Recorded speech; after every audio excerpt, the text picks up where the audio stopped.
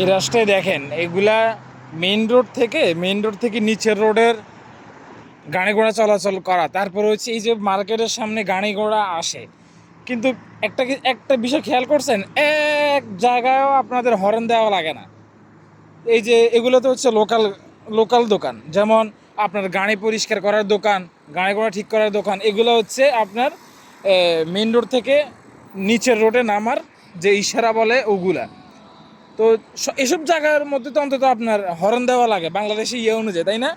কিন্তু খেয়াল করে দেখবেন একটা হর্নও এদের দেওয়া লাগতেছে না, কোনো হর্নই দেওয়া লাগে না। তারপরে এই যে ভিতরের রোডগুলোই দেখেন না কেন, যে কোনো কিছুই দেখবেন মানে আপনাদের হর্ন দেওয়া লাগতেছে না। ওরা নিজেদের মতো করে আসে, নিজেদের মতো করে সুন্দর মতো চলে যায়।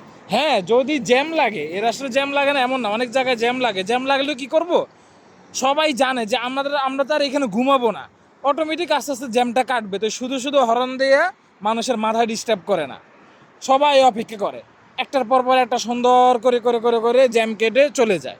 কারণ কেউ তো আপনার শুধু শুধু বসে থাকে না, বাংলাদেশে হয়তো ঝামেলা থাকে, কিন্তু হর্ন দিয়েই যে আপনার সব কিছু আদায় করতে পারবেন, এটা মানে এটা এটা মিথ্যা কথা। এটা সত্যি না যে আপনি হর্ন দিলে আপনার গাড়ি ঘোড়া সরবো, এরকম না, অটোমেটিকই সরবে। এই যে এরা যে আপনারা এই যে এতক্ষণ ভিডিওর মধ্যে একটা হর্নও শুনছেন, উপরের রোড বাদই দিলাম, নিচেরগুলোর তো দিতে পারে, কিন্তু না, হর্ন দেয় না।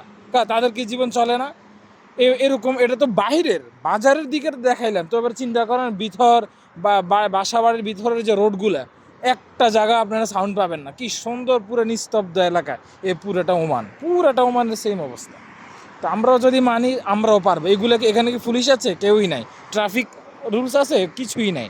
কিন্তু ওই যে নিজেদের মতো করে ওরা ভালোবেসে কাজগুলো মাইনা আদায় করে, এই কারণে তারা তাদের রাষ্ট্রকে সুন্দর করে রাখতে পারতেছে। আমরাও চাইলে আমরাও পারবো। সব কিছু সরকারে করতে পারে না, সরকারের উপর দায়বদ্ধ করে চাপাই দিলে লাভ হয় না, নিজেরা যদি পরিবর্তন না